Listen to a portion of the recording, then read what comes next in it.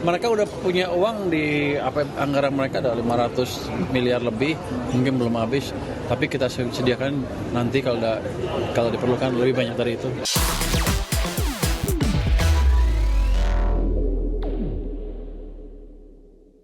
Menteri Keuangan Purbaya Sadewa menyatakan bahwa pemerintah telah menyiapkan alokasi dana tambahan apabila Badan Nasional Penanggulangan Bencana atau BNPB membutuhkan dukungan anggaran lebih besar dalam penanganan bencana di Sumatera.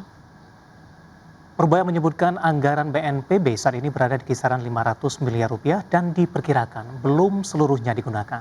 Menkyu Purbaya memastikan APBN siap menambah alokasi dana penanganan bencana Sumatera demi memastikan ketersediaan anggaran tercukupi. Meski demikian, Purbaya menegaskan komitmennya untuk menambah anggaran jika situasi darurat membutuhkan respon lebih cepat dan lebih besar. Dirinya menjelaskan bahwa tambahan dana tersebut akan bersumber dari cadangan bencana yang selama ini dikelola BNPB. Perbankan. Pak, BNPB sudah mengajukan anggaran Pak. Kami masih tunggu.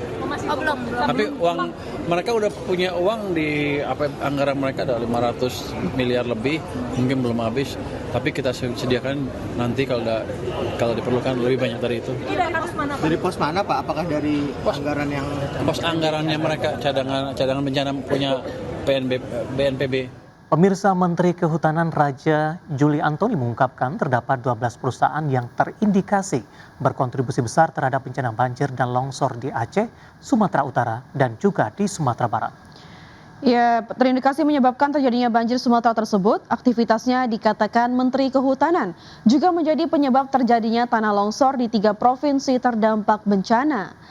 Tim Gakum Kementerian Kehutanan telah menginventarisasi subjek hukum yang terindikasi berkontribusi terhadap terjadinya bencana banjir dan longsor yang telah menyebabkan ratusan korban jiwa. Menhub Raja Juli berjanji akan melaporkan lebih detail hasil penyelidikan dan pemeriksaan terhadap 12 perusahaan tersebut. Sekitar 20 perusahaan dengan luas sekitar 750.000 hektar ya, yang nanti akan saya cabut izinnya. Selain dari itu, tadi saya sudah sampaikan juga khusus untuk yang tadi 750.000 itu se-Indonesia termasuk di 3 provinsi terdampak banjir. Berikutnya kami sudah mengidentifikasi ada 12 subjek hukum perusahaan yang terindikasi, ya, sekali lagi terindikasi berkontribusi terhadap banjir. Dan oleh karena itu dari kemarin Gakum kami sudah berada di lokasi. PT Cisarua Mountain dari TBK optimistis mampu mencapai target pertumbuhan pendapatan sebesar 15 hingga 20% di sepanjang 2025. Dengan laju positif kinerja keuangan, Persero melakukan revisi naik terhadap target pendapatannya, di mana perseroan semula menargetkan pertumbuhan pendapatan di kisaran 10 sampai 15%. Ya, untuk mencapai target tersebut, manajemen tidak mengubah strategi bisnis secara spesifik dan masih berupaya untuk berfokus pada pengembangan dan peluncuran produk inovatif pada segmen dairy dan consumer food.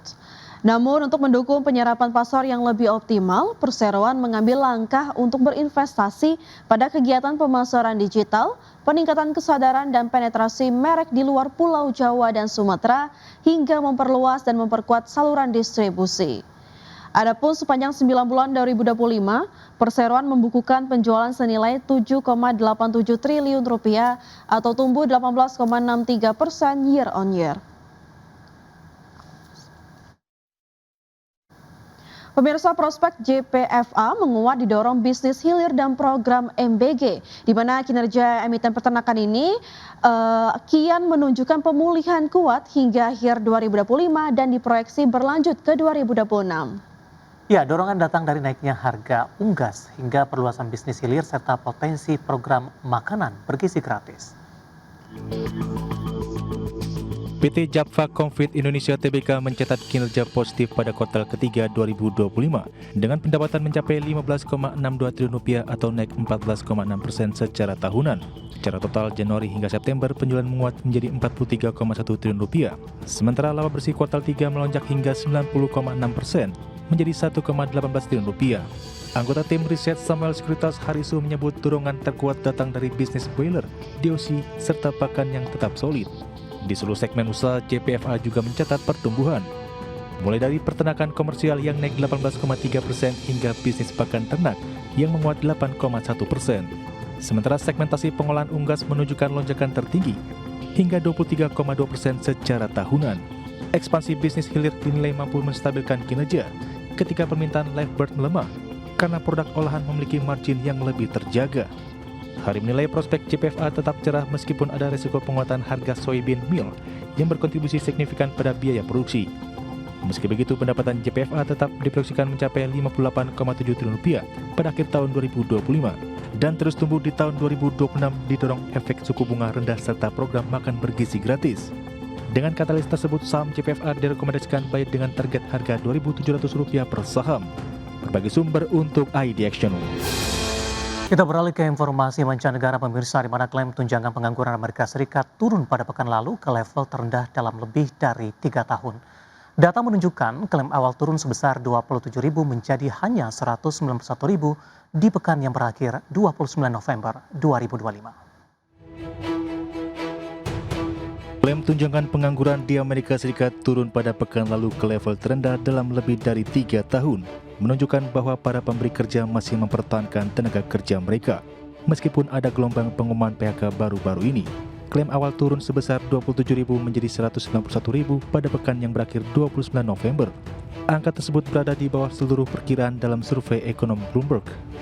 Rata-rata pergerakan 4 minggu untuk pengajuan baru turun menjadi 214.750 pada pekan lalu, atau terendah sejak Januari, menurut data Departemen Tenaga Kerja yang dirilis pada hari Kamis. Banyak pemberi kerja telah secara tajam mengurangi perekrutan dalam beberapa bulan terakhir, dan beberapa perusahaan besar telah mengumumkan pemutusan hubungan kerja. Meski demikian, data menunjukkan bahwa PHK aktual tetap terbatas, membantu meredakan kekhawatiran tentang memburuknya kondisi pasar tenaga kerja secara cepat. Sementara itu, klaim lanjutan turun menjadi 1,94 juta pada pekan yang berakhir 22 November, mendekati level tertinggi sejak tahun 2021. Pasar tenaga kerja dengan perekrutan dan pemecatan yang rendah telah menahan angka pengajuan awal tunjangan pengangguran, tetapi juga membatasi kemampuan warga Amerika yang menganggur untuk menemukan pekerjaan baru. Menurut data ADP Research, perusahaan-perusahaan Amerika memangkas jumlah tenaga kerja pada November dengan laju tercepat dalam lebih dari 2 tahun, terutama didorong oleh bisnis kecil. Adapun laporan tersebut bersama dengan angka klaim mingguan akan bantu para pejabat The Federal Reserve dalam memutuskan apakah akan menurunkan suku bunga pada pertemuan Desember di pekan depan. Bagi sumber untuk ID Action.